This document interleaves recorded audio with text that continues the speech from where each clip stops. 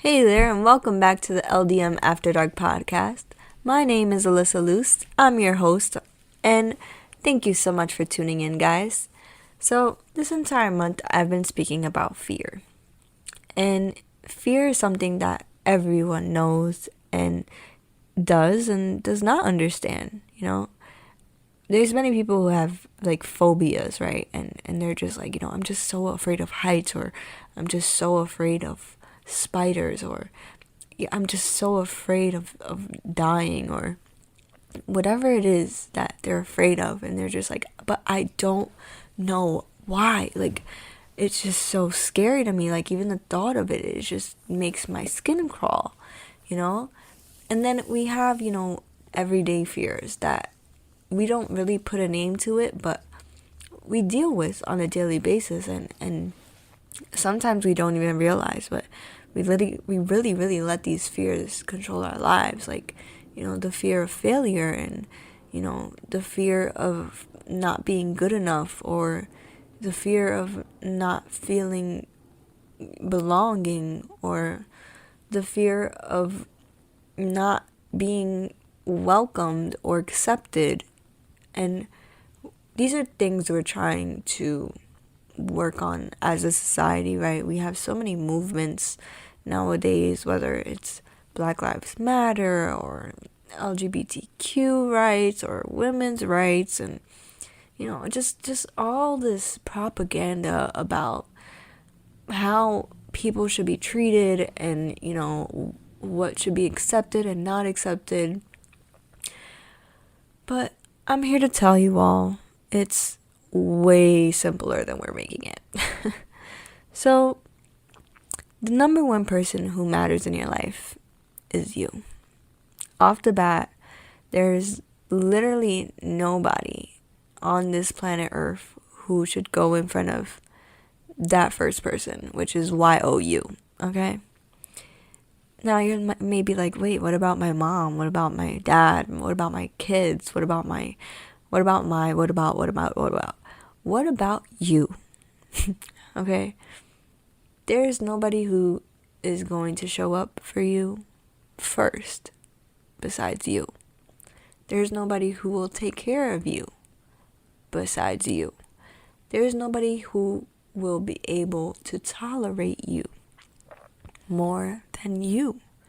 We think of all these other people in our lives because we love them, and they're important to us, and they matter to us, and we care about what they think. However, we can't always put other people before us, because then who's going to be looking out for us? And when I say us, I still mean you. One thing that fear has kept me from is it's kept me from being a wholesome person. Fear has kept me from pursuing my dreams. Fear has kept me from pursuing relationships with people. And when I say relationships, I don't only mean, intimate relationships. I mean friendships, or, business relationships. Fear has kept me even from making this podcast. Like, I judge myself so hard because I'm like, ugh, this is horrible. No one's gonna want to listen to this. And then I just get in this cycle, and I never actually do the podcast. And we do this with so many things, and we don't even realize, many times you don't take that first step into pursuing your dreams because you're so scared of what could happen. Well, you're scared of the things that you tell yourself could happen, because you don't even know if those things actually can happen or not. You just assume that they can because maybe you've read stories, or, other people tell you their own assumptions about what they've heard. Because many times we hear, quote unquote advice from family members and friends about our dreams that we want to pursue, which these are dreams that they have never pursued on their own, and they have negative comments and they may not be like horrible negative comments, but the negative comments just don't empower you to continue to pursue that dream that you're thinking of, that you're so passionate about, that you just end up not doing it because now you're just playing this game in your head like, well, damn, what if that does happen to me? I wouldn't want that to happen to me. And the reason I really want to talk about this is because I feel like it's so important to model empowering behavior to your children.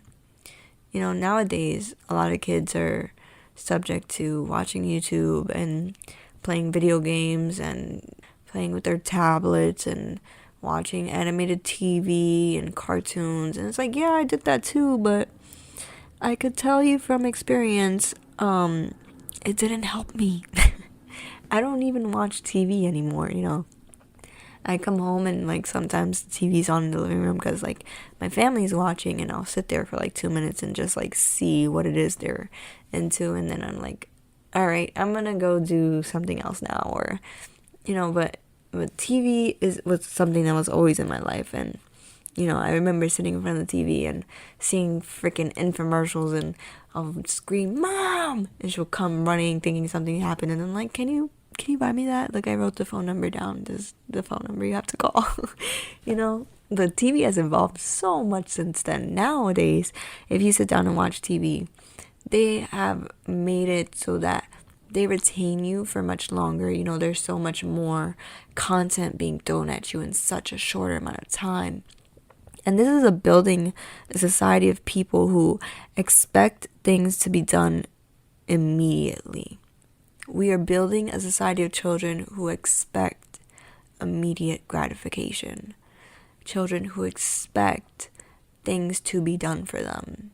Children who expect, you know, everything to be animated and excessive and, you know, this big, extravagant, there's a word for this in theater. It's called, I think it's a spectacle, and basically that's just like all the different components that make you just so enthralled with what is being shown to you, that just captures your attention and holds it, so that way you don't get quote unquote bored.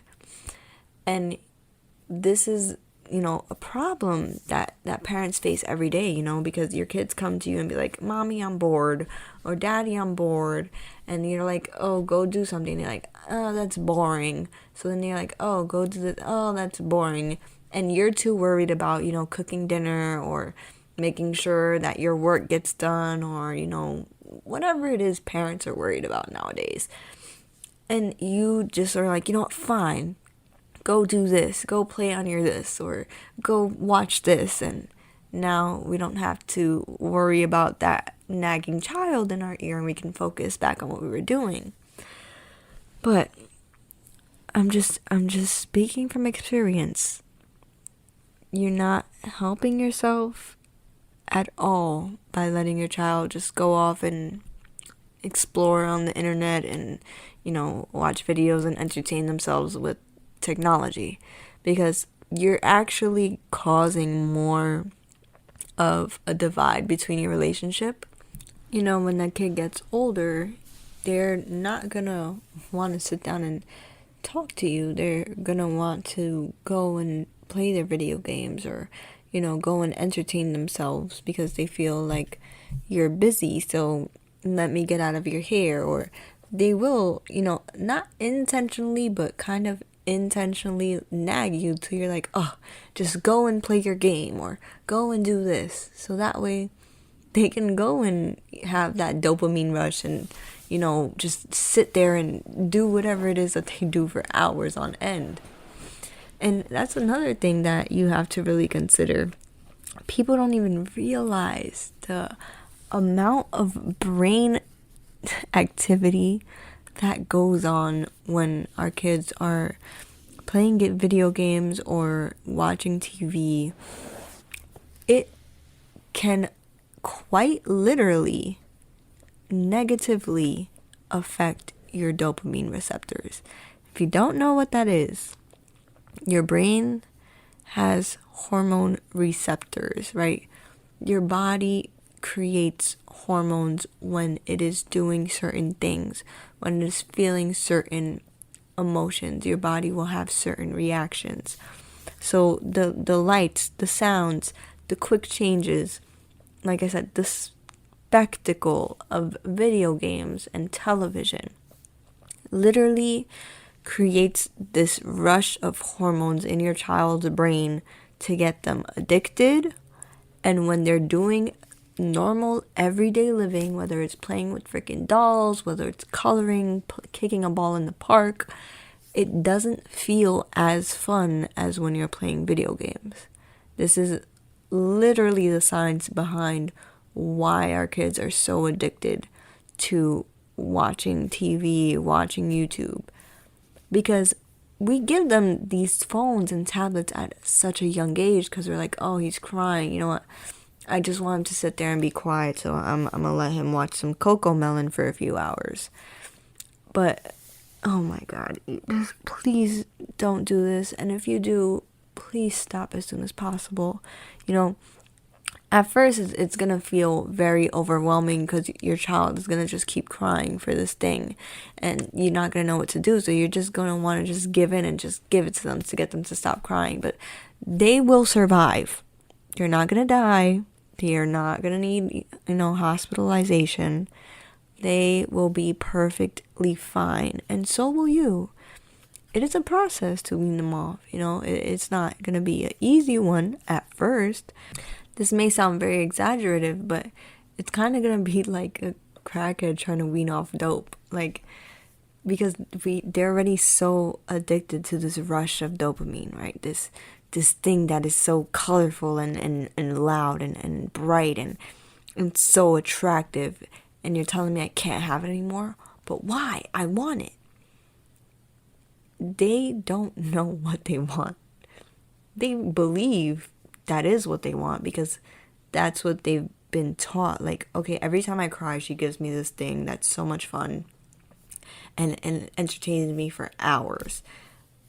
So they believe, okay, so whenever I'm feeling, sad or bored, this is what is going to help me get better. Same thing with crack, right? Every time I feel bad, if I, insert this fucking needle into my arm, I'm going to feel way better. Does crack ever help? No, it doesn't. Okay? We need to substitute for something that is going to help your kid learn. Something that's going to help them, be problem solvers. Something that's going to help them, function on their own. Teach them how to freaking do laundry. Teach them how to prepare a meal. Teach them how to read a book. Teach them how to draw a picture. Teach them the value of patience. I say drawing because people like to say, oh, I can't draw. But it's only because you never spent enough time actually trying to draw. Like, you'll tell someone to draw a house and then they'll draw a square and a triangle and then maybe a door and a window or two. But if you sit there and you actually draw, a brick house and then you focus on drawing each brick, if you spend enough time on that brick house, you're eventually going to have a picture of a brick house and not just a square with a triangle on top of it. Teach them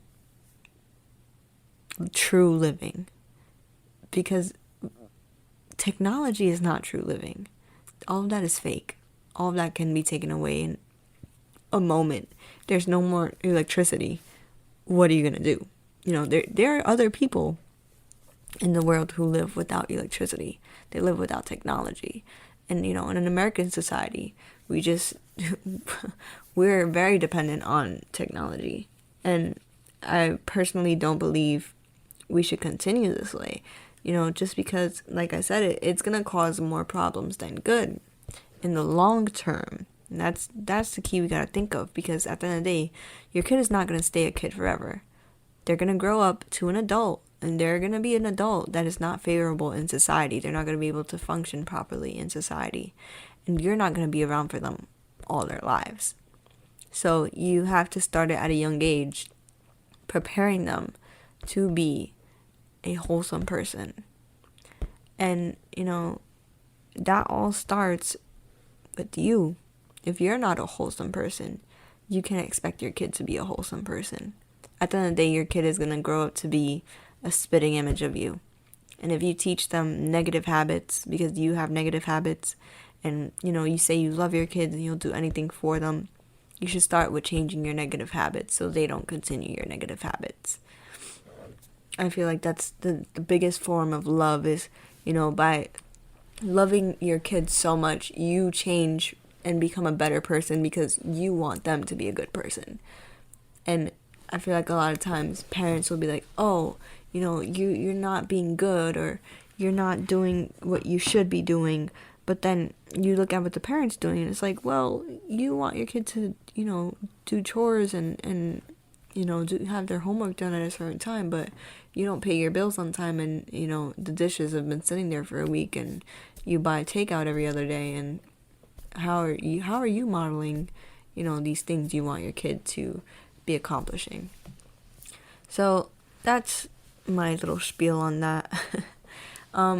I just want to take a commercial break really quick, and we're going to be right back with a mini interview with my friend Jeanette. So stay here, don't go too far, and thank you guys for listening.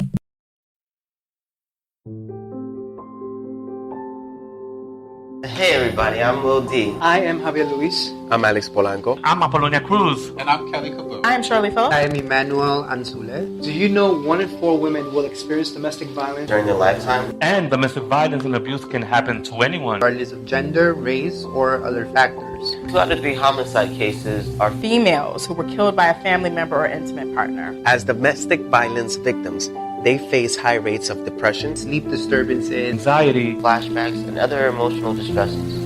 And without help, witnesses of domestic violence are more vulnerable to become abusers themselves. thus continuing the cycle of violence in the next generation. Hello, I'm Charles Aloma. Join the LDM network in a safe horizon and take a step into changing these facts. So if you are or know someone that is being abused, please call the City Domestic Hotline at 1-800-621-4673. So that is 1-800-621-HOPE. Speak up, Speak out, And make a difference. And just know that you don't have to deal with this alone. There is help. Hi, my name's Alyssa Luce, and you're listening to the After Dark podcast. Today I'm here with Jeanette, and she is a writer of the book Silent Cries. And I heard you're creating a movie based off this book. Do you want to tell us a little bit about it? Yeah, so I first started off with my plays before I actually committed to writing the book. It's poetry based on my story about addiction before, during, and after addiction.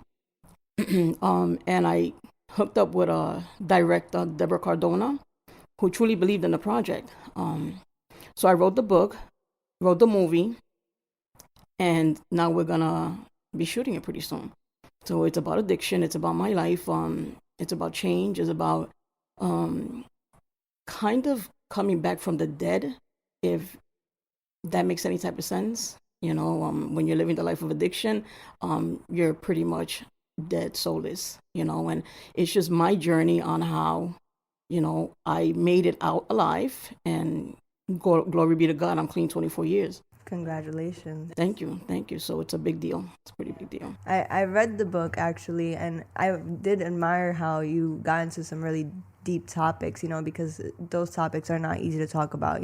People literally have to go to like group therapy and go to rehabilitation centers. So like the fact that you were able to document it for people to learn from, is very powerful. And you even didn't just start as a book or stay as a book. It like evolved into a play, and now you're filming. Like how has that journey been for you? So like, I'm going to be brutally honest, right? Because for me, it's about transparency, right? It was brutally hard to touch base on, the molestation, especially being a family member, feeling alone, having people turn their back on me because of my sexual preference. So reliving that in the writing was consuming, but I've been in and out of treatment like 6 or 7 times, right? So I had to, at some point, make a decision that this is how I was going to live my life, right? And in order for someone else to learn from it or to get anything from it, it's not just about the plays or the writing, it's actually putting it out there the way it is. You know, I mean, we can sugarcoat it, we can make it sound prim and proper, but at the end of the day, that's not how it felt. You know, and it was important that I get that point across. You know, we have to develop at some point a safe place within ourselves. You know, and we have to love and respect ourselves to know that it doesn't matter what you think. What matters is that I just release some like really powerful stuff. Yeah. Right. And if you're brave enough, you'll grab it and take something from it, or you'll just walk away and eventually fall back into not accepting who you are because of the choices you make, you know? So I think that was really important for me. I agree. You know, I really liked how it wasn't just a story. Like each part of the book was like a breakdown and then a little bit of poetry for you to like really get how you were feeling about, you know, each moment of your life. What drove you to write it that way? So I'm going to let you in on a little secret. I hate reading. I hate reading. So in order for me to read, it has to catch my attention like early on, you know? And I felt that I could be more real. People can understand it more, find sense in it if they could say it in poetry form, because it's street poetry. It's not about, you know, roses are red, violets are blue. It's reality. It's raw. And I just think it's easier for people to relate to like that. You know, I put a little bit of my story out because that's a story, and then how I envisioned it, you know, after the effect. And that's what, you know, I just felt it made sense at that point. Yeah, one of my favorite ones was the letter to the dope man. Oh yeah, that's one of my favorite too. Yeah, that's cool. I liked it because you were relaying like how you felt about, you know, someone coming to you and like always offering you this drug and, you know, not being considerate about the effects that it will actually have. And this is something that people deal with like on a daily basis, you know. Absolutely. Many people don't even realize the effects that drugs have, not just on the person using the drugs, but on the family as well. Because, yeah, you have this person using, but now they go home to their family and then they're wreaking havoc because they're under the influence of something that someone else gave them. Absolutely, 100% right, Alyssa. For me, and I'm pretty sure for a lot of people, it's just that I word things because I'm a poet, I write things different. I was having a love affair with the bag of dope. Yeah. Right?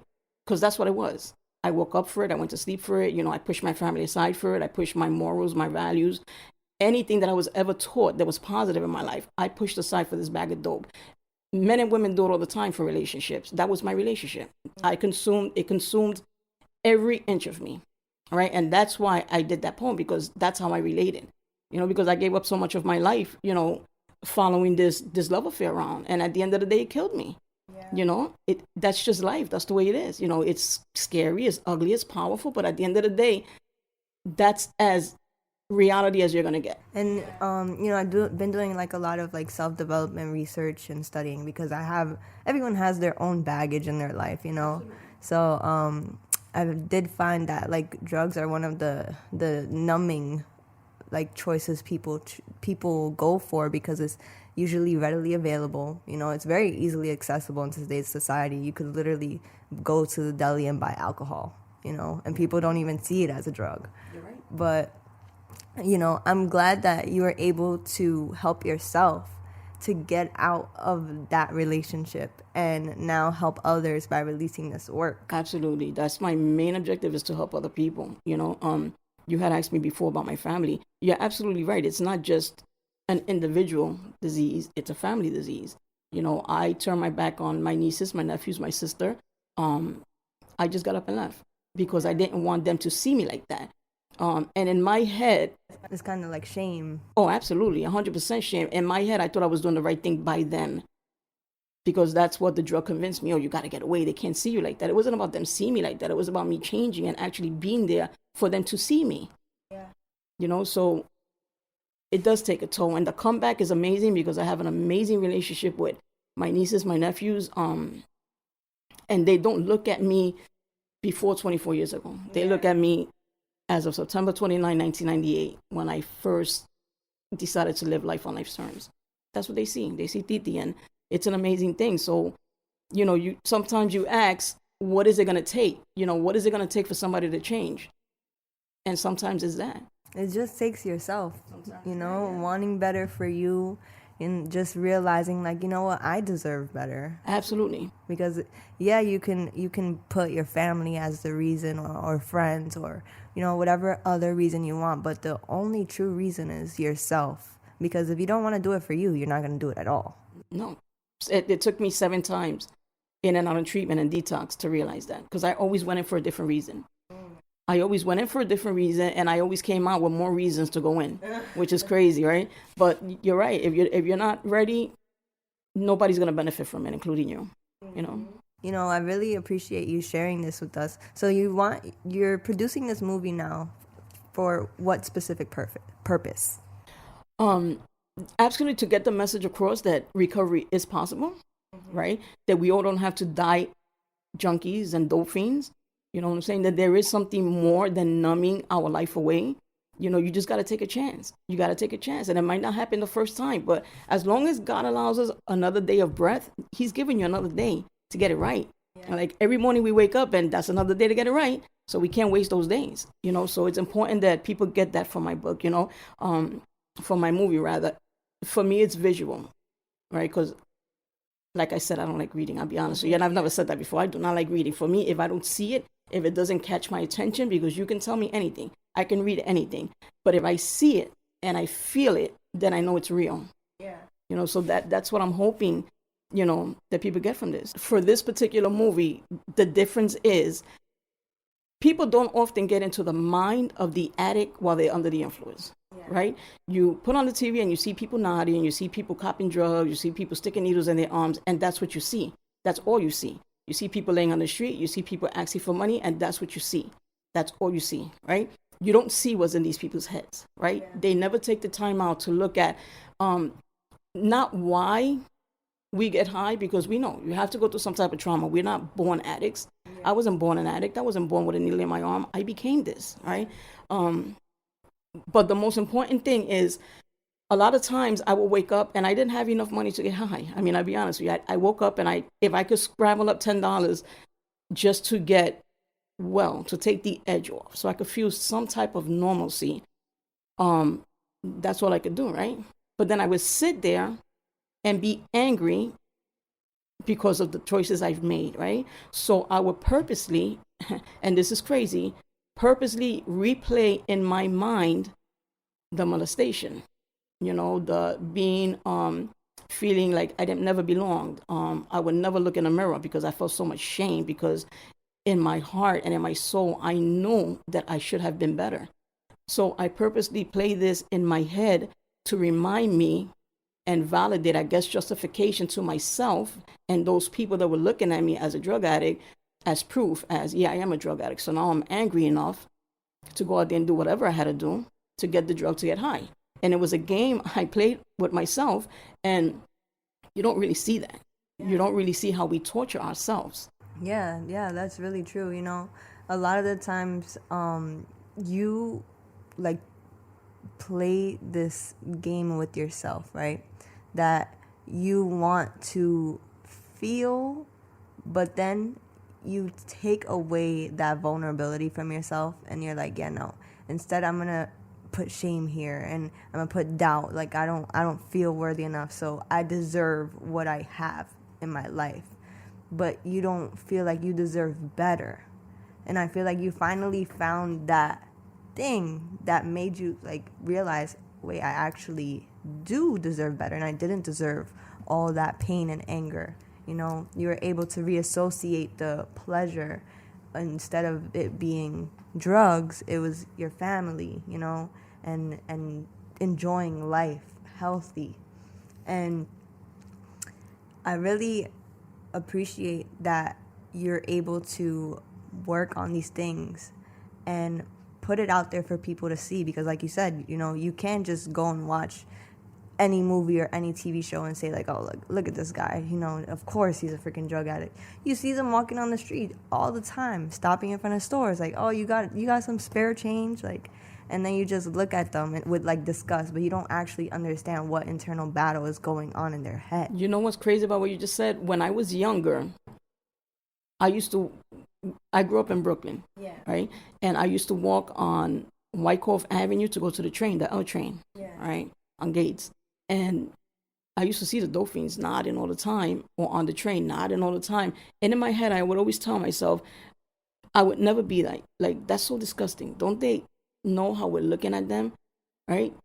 I would tell that to myself. Oh, I'm never gonna be like that. I would never do that. I would never. Nobody would ever catch me. Do you know how I guess by the fourth or fifth time in treatment, I became that person. I became that person that people looked down on. Yeah. Walking in the street, not caring if I was nodding, not caring if I was leaning against the wall, not caring, not caring. You know, so it's a progression. Like we can't.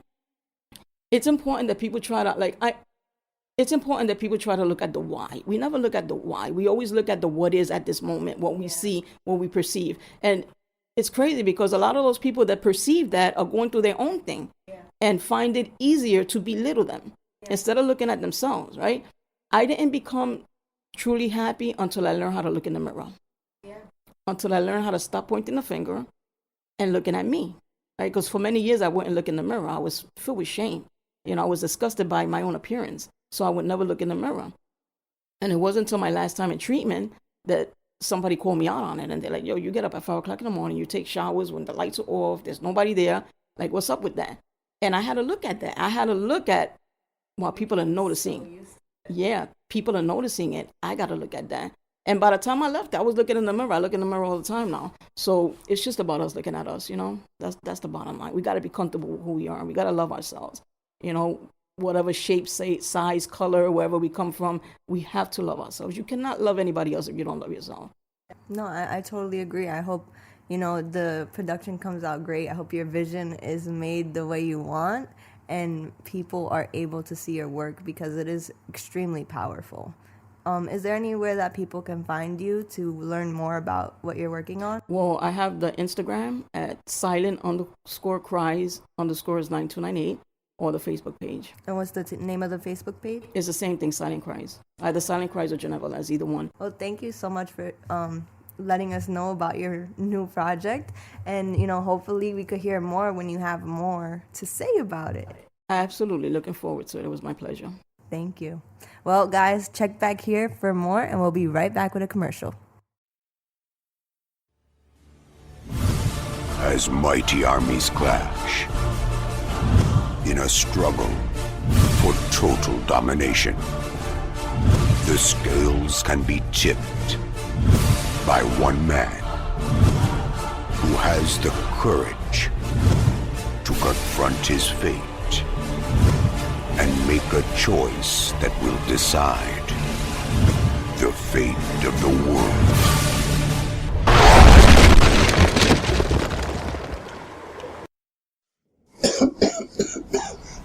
Guys put a lot of smoke in today. Wow.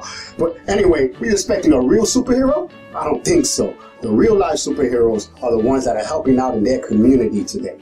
And the LDM show will be there to bring you the events and stories to light. Do you know a real superhero? Let us know. But for now, follow us on Instagram and Twitter and like us on Facebook. Also visit our websites for photos, videos, and updates. But until the meantime, hey, I gotta be out of here.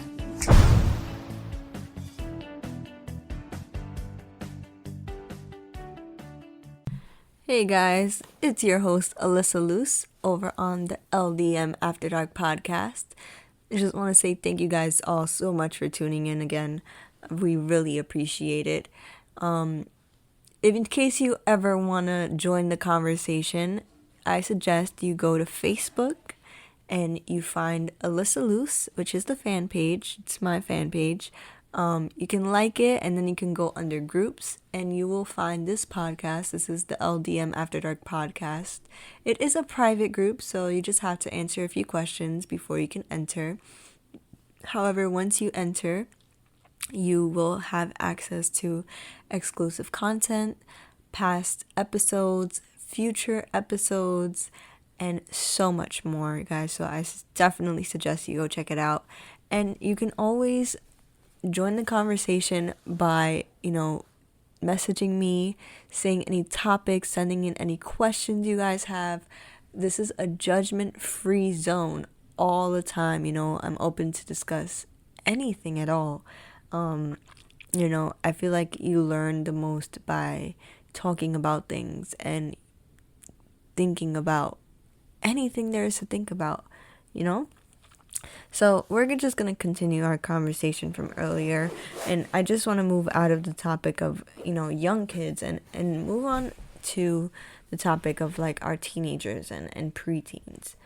Because as we all know, that is a rough like set of years. It's not just 1 year that's rough. It's like a handful of years that your body is changing and shit is just being thrown at you left and right, and you're kind of on this like what the F stage, as I like to call it. And you're also going to school at this time, and dealing with other people who are also going through this stage, and you're trying to figure out who you are as a person. And I feel like this is something that never ends, right? This discovering who I really am. But I feel like that's kind of where it starts, is not only as a young kid, because as a young kid you're being influenced by so many other people, so you start taking other people's behaviors and beliefs and putting them as your own. And once you get to like this middle school, high school age, that's when you feel like, okay, I think I'm at an age now that I don't have to listen to anyone else, and I can, form opinions of my own, which is great. We all encourage that, for people to have their own thoughts and mindset. But you also need some kind of guidance as well, because you're still learning, and, you're still subject to being naive and, thinking you know better, and then realizing, wait, I actually should have listened to my mom and dad. Or I feel like we all have this revelation, like, actually, I don't know anything. I need a lot of help. Someone please send help. And I feel like, if we set up a good relationship with our kids at a young age, then once they get to these ages that are more difficult, and they'll have less problems in life, because they'll feel more comfortable with approaching you about, different challenges they're having on a daily basis. And, a lot of times kids don't feel comfortable talking to their parents, and they'll confide in like a school teacher or counselor or, a best friend. But you want to have that open relationship with your kids, because at the end of the day, they're your kids. You want to know everything about them, or you claim to know everything about them, but most times you don't know anything about them, especially when they get to those age, because then they start keeping secrets and being afraid that, oh, if I tell my mom this about me, then my mom won't love me anymore, or they'll be mad at me. So I feel like it's really important to practice like an open judgment-free zone with your kids, so that way they do feel comfortable going to you and not feeling like they'll be judged or they'll be punished for being honest with you. And I feel like it's really important to practice guilt instead of shame. And if you don't really understand the difference, I'm going to break it down for you guys. Shame is when you're told you are bad for believing something, or or for doing something a specific way.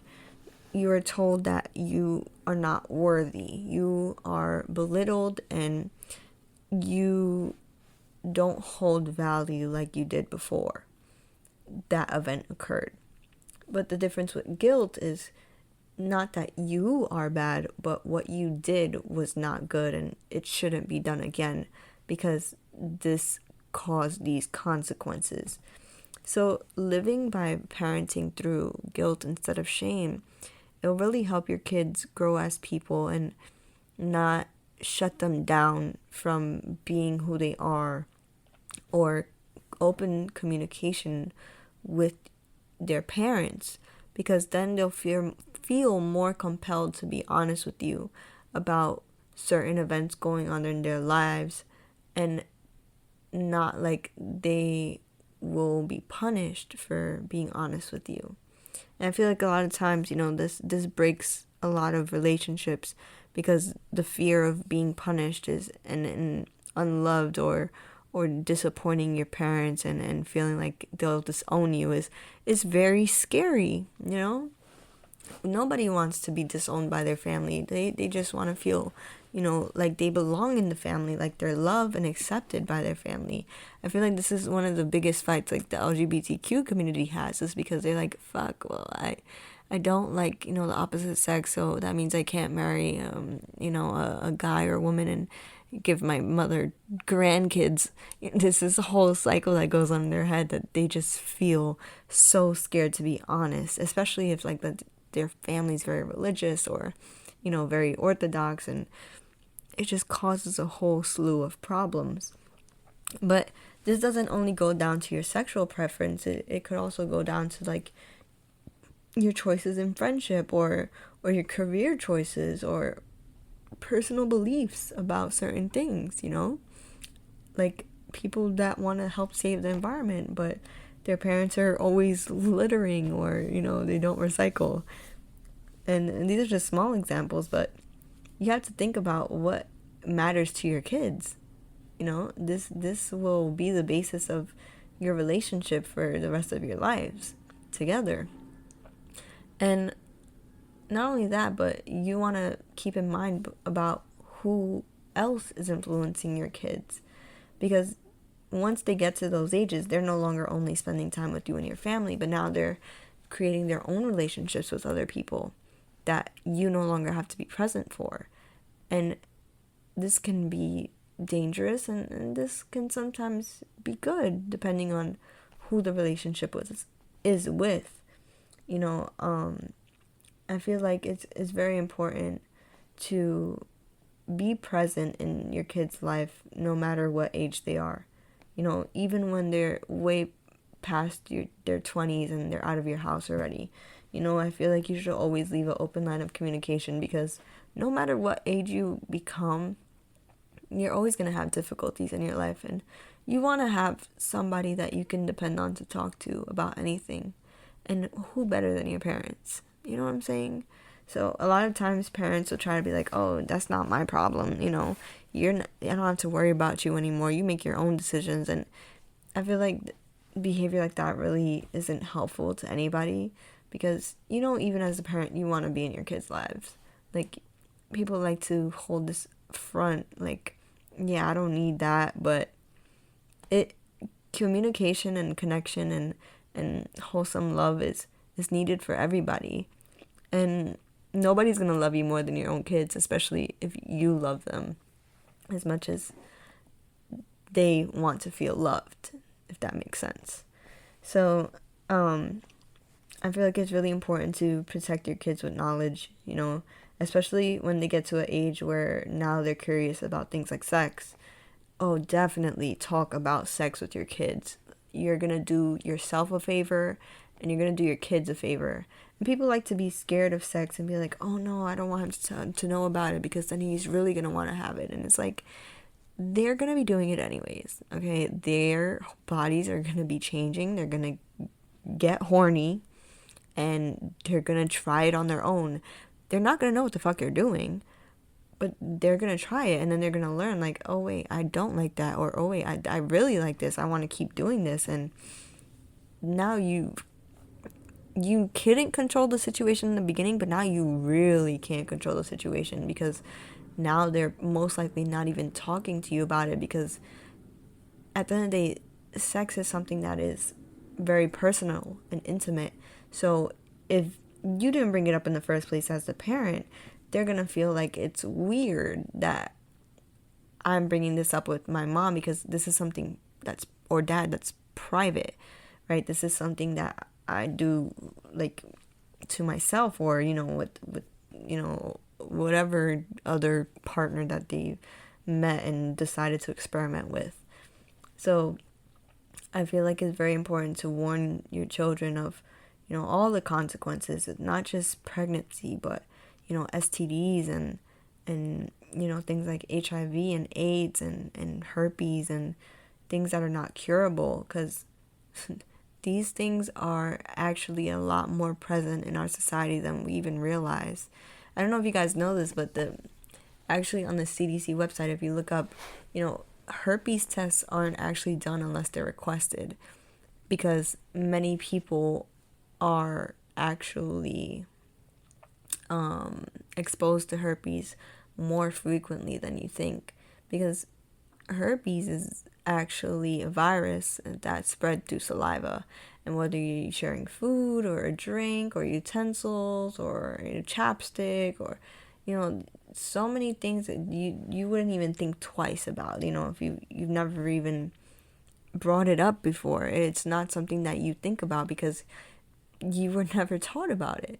So I feel like it's very important to protect your children with knowledge as soon as possible. When you feel like, what, I noticed there's changes going on in your body, so I think you should be weary of these possible things that can happen.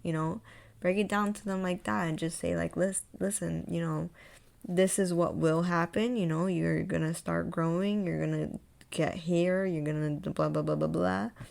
But if you start mixing your DNA with other people, this is what you're exposing yourself to, and this can be dangerous. I really advocate for these talks because I know when I was younger, I didn't have any of this guidance in my life. This is all knowledge that is new to me and that I've been putting into practice, and I'm reaping the benefits as I go. And I can tell you from experience that this has helped me so much in just the past year. A year ago, I had gotten out of a 5.5 year relationship, and it was not a pretty ending. It ended in both of us being arrested, a restraining order, assault charges that were dropped because the fucking court system sucks, and just very uneasy feelings and extremely disturbing information being revealed. And I tolerated so much that I should have never even had to deal with. And it's simply because I didn't know better. I thought this is the person I love, so, love is hard. Love is, challenging. Love comes with its own set of problems. And it's like, no. Love is beautiful. Love is heartwarming. Love is accepting. Love is so warm and inviting. And I was not shown that growing up either. Not to say I had a bad childhood or anything, but simply being shown to put up boundaries and to not accept certain behaviors, and to be able to communicate my own feelings. I say communication is one of the things I've struggled with a lot over my years of growing up, because I could never formulate words. That's why even sometimes when I talk to you guys, like, I take a few seconds to actually try and get what I'm saying across. And even when I do speak, I feel like the words I chose don't even resonate with what I'm actually trying to get across. So it is a learning process for everyone. So, I appreciate you guys for going on this journey with me, because, I'm put in a position to be here on this podcast and share this information with you and actually get you guys to think about these things. Because what I've realized is a lot of the times people don't do certain things is because they simply don't even think of doing them, because they've never been taught it, they've never seen it modeled before, they've never been in that kind of environment that things are handled in that way. That's why 1% of the population is billionaires, because they stay within, excuse me, I have gas, they stay within that community, and they deal with the same kind of people, they speak the same kind of language, they move on the same kind of timing. I'm Puerto Rican from Brooklyn, and just, a Latina minority group. You can throw a whole bunch of stereotypes at me, and whether or not I fit them, It all depends on if I want to just stay in that bubble or if I want to develop myself and become more than that. And everyone has that chance and opportunity, but it's all about whether or not you take it. Many times we're stuck in this, no, this is what I am, this is who I should be, because this is, I identify as this and this, and this is what these people do, so that's all I deserve, that's all that there is for me. And it's like, no, you can have the world, you can be anywhere that you want to be. You just have to believe that you're worthy of being there. That's it. It all starts as a belief. Once you believe something, it becomes true to you. And once it becomes true to you, you will begin taking action to turn your dreams into your reality. Okay, this is how people are able to accomplish becoming millionaires overnight. Because they finally decided, you know what, I'm actually worthy of being a millionaire. I don't need to kill myself at a 9 to 5 every week to only make $1,000 a week. Like, people can't even live off of this. And then so many people become victims of their society. Like, oh, I live in the hood, I live off food stamps, I live in the projects. And they're complacent with that. They're not willing to move to help themselves because they already had the government helping them. And it's like, you guys aren't even getting help. You're hindering yourself more than anything because they can't do anything for you. And they're not doing anything for you. They're keeping you comfortable while they keep abusing you. And it's so sad, just thinking about the kind of society we have nowadays. But at the same time, I know that everything happens for a reason. And, once one person is able to uplift themselves, they're able to uplift the people around them. And I've been put in this position to have this podcast and share this knowledge with you all and be on the LDM show every week, talking to you guys about all kinds of different topics and meeting all kinds of amazing people, that are doing great things, whether it's music or art or, fashion. Everyone has their thing and everyone shows off who they are through their thing. But many people never pursue their thing because they don't even believe that it's good enough. They belittle themselves so much. And I told you guys right in the beginning, I was literally doing it to myself. I was like, oh my God, what am I going to talk about? And I had an idea of what I wanted to talk about. I really wanted to just get off my chest, my past about how I even got to where I am now, because it's a lot, it was traumatic for me, and you guys will never know unless I explain it, of course, but I couldn't even get myself to do it, so I procrastinated my way out of it, and this is what I got instead. But I'm not at all, disappointed in it, because this is still true to me, and I want you guys to understand that it can be true for you too. You just have to take the time out and invest it into yourself. Every minute invested into yourself is a minute invested into your future.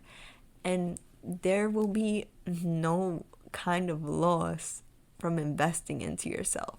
That is the greatest investment that you could ever take. Before you invest in stocks, before you invest in real estate, before you invest in a new car or freaking whatever you think you're going to invest in yourself. Whether it's your health, whether it's your mind, your body, your relationships, your soul. Just take the time out and evaluate what you're doing that hinders you and replace it with something that will empower you. And one of the greatest tools that I have been more than,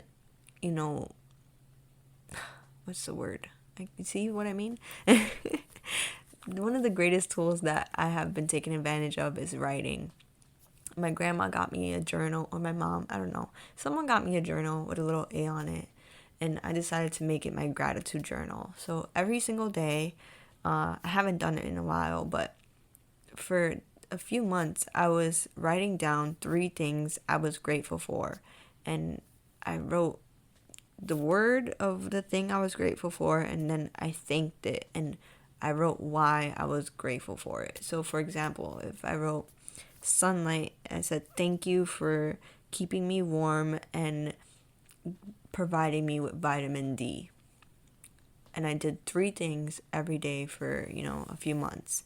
And then eventually I started writing down goals, whether it was personal goals, professional goals, physical goals for myself, goals for my relationships with my family, goals for my business, where I want to be in a few weeks or months, goals for my physical body, how I want to continue my diet, how I want to work out, and how strong I want to be.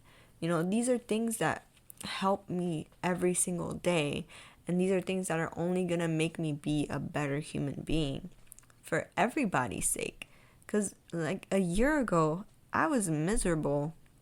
Even before a year ago, I say I hated high school so much, and I was with no friends by the end of the school year, and just so unhappy, and I was just not good, and it's because I didn't take this time to do these things for myself. I was invested in a relationship.